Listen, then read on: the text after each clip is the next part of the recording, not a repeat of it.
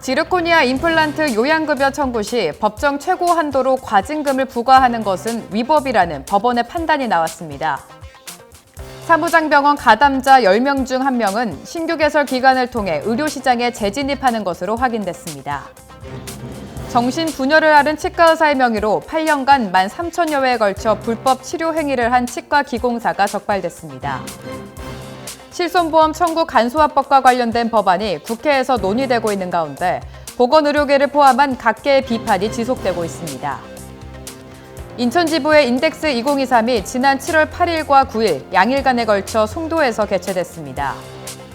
치아 한계를 잃을 때마다 뇌 노화가 1년 빨리 온다는 연구 결과가 나왔습니다. 시청자 여러분 안녕하십니까? 치의신보TV 뉴스 시작하겠습니다.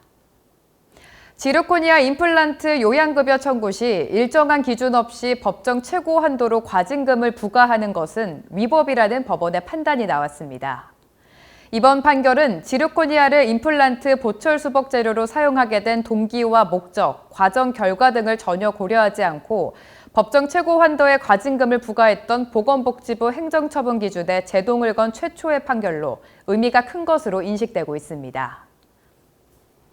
서울행정법원이 지난 6월 23일 A재단 법인이 보건복지부 장관을 상대로 제기한 과징금 부과처분 취소 소송에서 원고 승소 판결을 내렸습니다.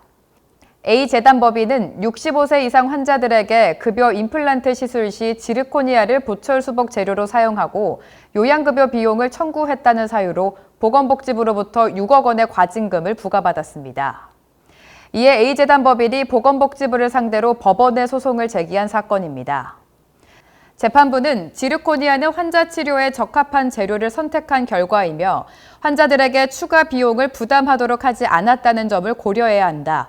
또 급여 대상 임플란트 시술로 얻은 이익과 지르코니아 임플란트 시술 이익 간 큰 차이가 없다고 판결 이유를 설명했습니다. 박찬경 법제이사는 보험 임플란트를 지르코니아로 시술하는 것이 가능하다고 회원들이 오해하지 않도록 안내할 필요가 있다며 항소심 등 재판 절차가 아직 남아있는 등 확정 판결된 사안이 아닌 만큼 개헌가의 섣부른 판단은 금물이라고 강조했습니다. 다음 소식입니다.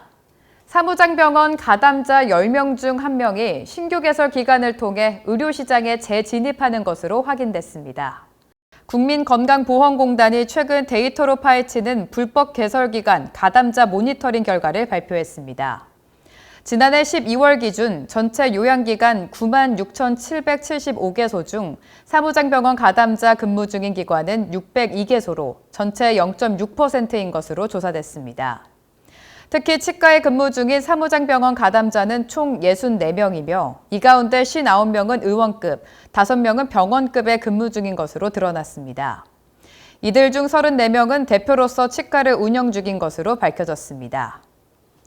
무엇보다 건보공단은 사무장병원 가담자의 의료기관 재진입을 지적하면서 가담자의 상당수가 형사처벌에도 불구하고 신규 기관을 통해 의료시설에 재진입하고 있다는 사실 또한 큰 문제라고 지적했습니다. 다음 소식입니다. 정신분열을 앓은 치과의사의 명의로 8년간 13,000여 회에 걸쳐 불법 치료 행위를 한 치과 기공사가 적발됐습니다. 국민건강보험공단이 최근 불법 개설 기간 사례를 일부 공개한 가운데 이 같은 실태가 드러났습니다. 건보공단에 따르면 치과기공사 A씨는 치과의사 B씨를 상대로 진료 수익 중 일정 금액을 월급 명목으로 제공키로 공모하고 지난 2008년부터 2019년 9월까지 10년간 196회에 걸쳐 3억 3,800만 원의 요양급여 비용을 편취했습니다. 더욱 충격적인 사실은 B씨가 지난 1997년부터 정신분열병을 앓아왔다는 것으로 A씨는 수익금의 일부를 B씨와 가족들에게 지급키로 하고 무려 8년 동안 사무장치과 개설 명의자를 B씨로 유지한 채 단독 진료를 해온 것으로 드러났습니다. 건보공단은 A씨는 8년이 넘는 기간 동안 단독으로 총 12,971회에 걸쳐 환자의 건강에 심각한 위해를 가져올 수 있는 의료 행위를 일삼았다며 이번 사례 공개 배경을 설명했습니다.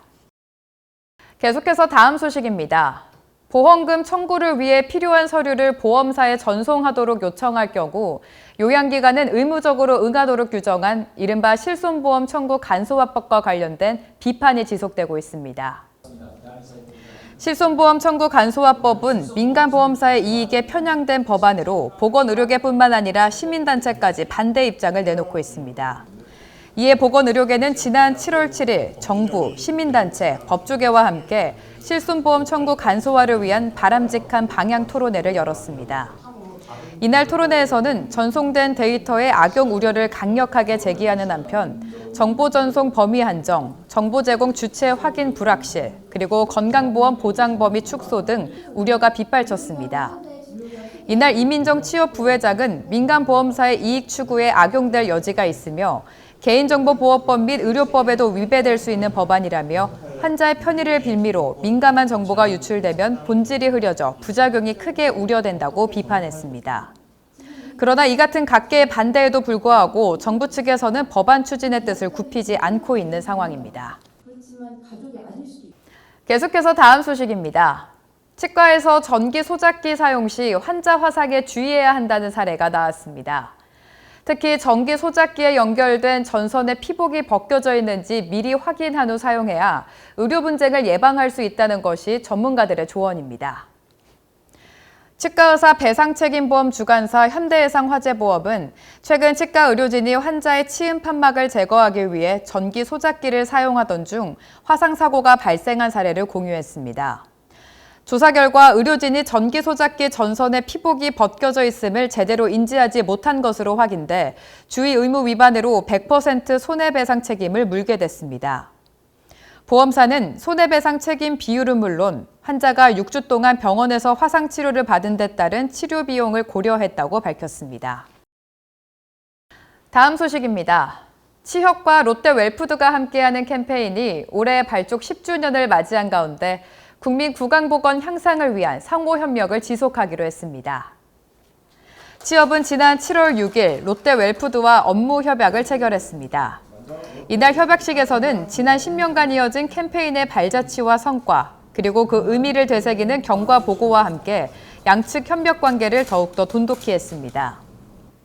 앞으로도 대한치과협회는 롯데 웰푸드와 협력하여 대한민국 국민 모두가 소외됨 없이 건강한 치아와 아름다운 웃음을 가질 수 있는 사회를 만들기 위해 함께 노력할 것이며 도움의 손길이 필요한 곳이라면 언제든지 달려가겠습니다.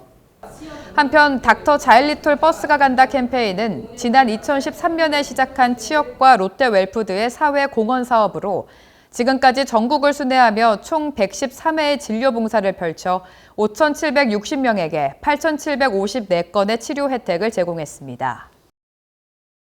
다음은 학술대회 소식입니다. 인천지부의 종합학술대회 및 기자재 전시회인 인덱스 2023이 지난 7월 8일과 9일 양일간에 걸쳐 송도 컨벤시아에서 성황리에 개최됐습니다. 브라보 마이 덴탈 라이프라는 주제로 다채로운 임상 강의가 펼쳐진 이번 학술 행사에는 1,200여 명의 치과의사와 250여 명의 스태프이 참가했습니다. 특히 인덱스 2023을 보기 위해 태국과 미얀마, 이란 등 해외에서 60여 명의 치과의사가 방문해 국제학술대회로서의 위상을 보여줬습니다.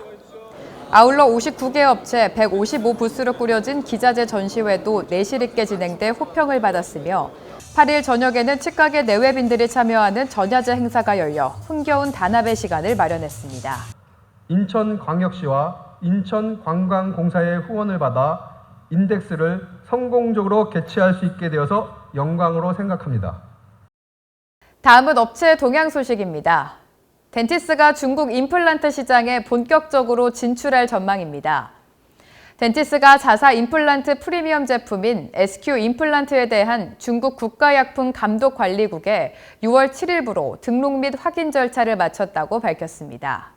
덴티스는 그동안 중국 현지 대리점을 통해 구형 제품만 공급해왔으나 이번 허가를 기점으로 중국 법인 체제로 직영 영업화로 전환하면서 시장 경쟁력을 확보하고 브랜드 인지도를 높일 수 있게 됐습니다. 이에 따라 중국 시장에만 연내 800만 달러 이상의 SQ 임플란트 매출 확대와 더불어 중국 부분 연매출 150% 성장을 목표로 하고 있습니다. 덴티스 관계자는 이번 허가를 기점으로 중국 시장에서 큰 폭의 성장이 전망되는 만큼 적극적인 투자를 이어갈 계획이라며 현지 시장에 대한 이해도를 바탕으로 철저한 현지화 전략으로 브랜드 인지도와 점유율을 높이는 데 총력을 다할 것이라고 밝혔습니다.